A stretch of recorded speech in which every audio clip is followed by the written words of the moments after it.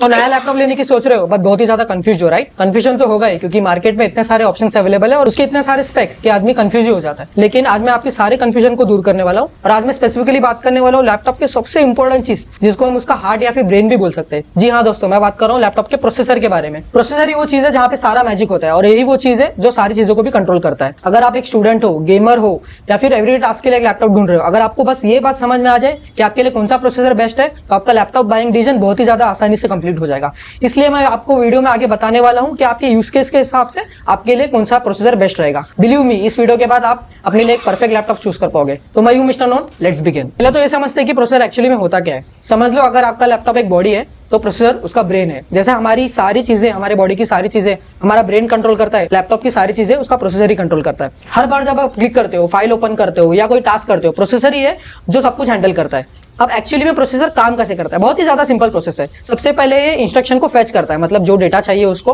वो रैम या फिर हार्ड डिस्क से फेच करता है। फिर ये इंस्ट्रक्शन को डिकोड करता है, जैसे वो समझता है कि एक्चुअली में करना क्या है, और लास्ट में ये टास्क को एग्जीक्यूट करता है, जैसे ब्राउजर ओपन करना या वीडियो रेंडर करना। और ये सब कुछ होता है ना, वो बहुत ही ज्यादा लाइटनिंग स्पीड में होता है। तो आप बोल सकते हो मिलियंस ऑफ टाइम पर सेकंड के स्पीड। प्रोसेसर के अंदर कुछ इंपॉर्टेंट चीजें होती है जो ये सब स्मूथली रन करने में उसके मदद करती है। सबसे पहले कोर्स, ये बेसिकली छोटे मिनी प्रोसेसर होते हैं जो इसके अंदर होते हैं। जितना ज्यादा कोर्स उतना ज्यादा आपका प्रोसेसर एक टाइम पर को हैंडल कर पाएगा। सोचो, एक बंदे की जगह अगर बहुत सारे लोग वही काम कर रहे हैं तो वो काम कितना जल्दी आसानी से हो जाएगा। कोर्स के साथ साथ एक और चीज होती है जिसको हम बोलते हैं क्लॉक स्पीड, जो प्रोसेसर की स्पीड को डिफाइन करते हैं।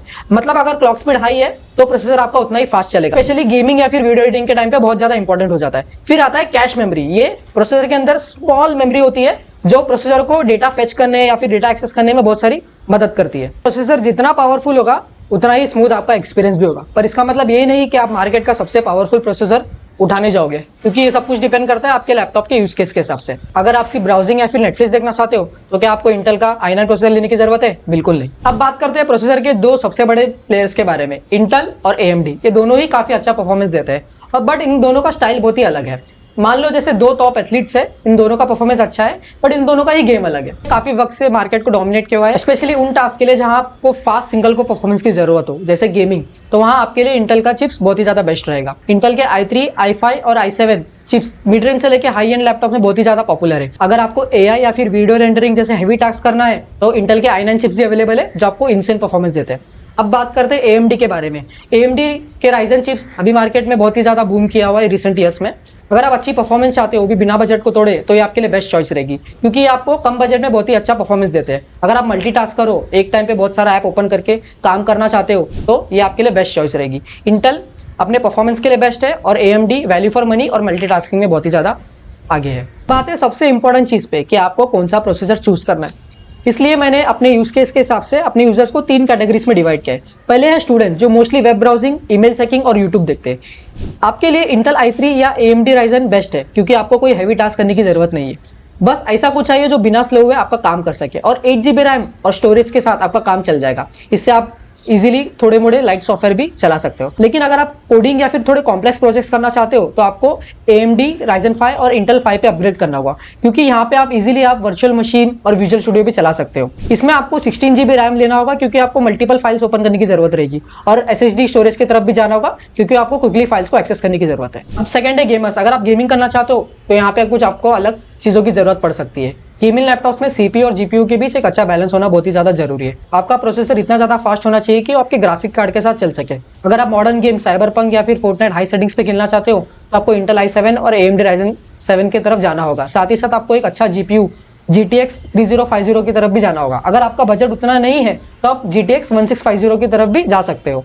साथ ही साथ आपको 16 GB रैम भी बहुत ज़्यादा जरूरी है फॉर स्मूथ परफॉर्मेंस। और इसके साथ ही साथ आपको ये भी ख्याल रखना है कि आपका कूलिंग सिस्टम कैसा है। अगर आपका कूलिंग सिस्टम इतना अच्छा नहीं है तो आपका लैपटॉप बहुत ही जल्दी गर्म हो जाएगा, जिसकी वजह से आपकी बैटरी ड्रेन हो जाएगी। और मैं मोस्टली प्रेफर करूंगा कि आप 2 फैन के कूलिंग सिस्टम की तरफ जाए। फिर आते हैं हमारे क्रिएटिव्स जो video editing, 3D modelling, graphic designing या म्यूजिक प्रोडक्शन में काम करते हैं। आपके लिए एक परफेक्ट लैपटॉप होना बहुत ज्यादा जरूरी है जो आपके डिमांडिंग टास्क को हैंडल कर सके। आपको इंटेल i7 या AMD Ryzen 7 प्रोसेसर चाहिए होगा और एक अच्छा जीपीयू जैसे RTX 3060। और अगर आप हेवी एडिटिंग और 3D रेंडरिंग करते हो तो आपको RTX 4060 को प्रेफर करना होगा। 16 GB से लेके 32 GB रैम बहुत ही ज्यादा जरूरी है और 512 GB SSD या उससे ज्यादा स्टोरेज की जरूरत पड़ सकती है ताकि आप अपने बड़े फाइल्स को स्टोर कर सके। मैंने कुछ अपने टॉप पिक लैपटॉप्स डिस्क्रिप्शन में मेंशन कर रखे हैं, आप वहां पे जाके इसे चेकआउट कर सकते हो। सिंपली अब बस ये बात समझ लो कि अगर आप ब्राउजिंग या फिर सिंपल टास्क करते हो तो आपको हाई एंड प्रोसेसर पे पैसे वेस्ट करने की जरूरत नहीं है, पर आप कुछ डिमांडिंग टास्क या फिर गेमिंग करते हो तो आप यहाँ पे पैसे इन्वेस्ट करने की सोच सकते हो। और एक सीक्रेट टिप बताता हूँ, ब्रांड नेम या फिर फ्लैश स्पेक्स की तरफ मत जाओ, बस ये चीज पे ध्यान दो कि आपका रैम, जीपीयू और प्रोसेसर एक साथ चल सके ताकि आपका लैपटॉप स्मूथ हो। बस आज की वीडियो के लिए इतना ही। मैं उम्मीद करता हूँ कि आपको प्रोसेसर के बारे में सारी क्लैरिटी मिल गई होगी। अगर आपको कोई भी डाउट हो तो आप कमेंट सेक्शन में मेंशन कर सकते हो। तब तक के लिए 2 वीडियो को चेकआउट करो। जब तक के लिए stay healthy, stay safe, bye.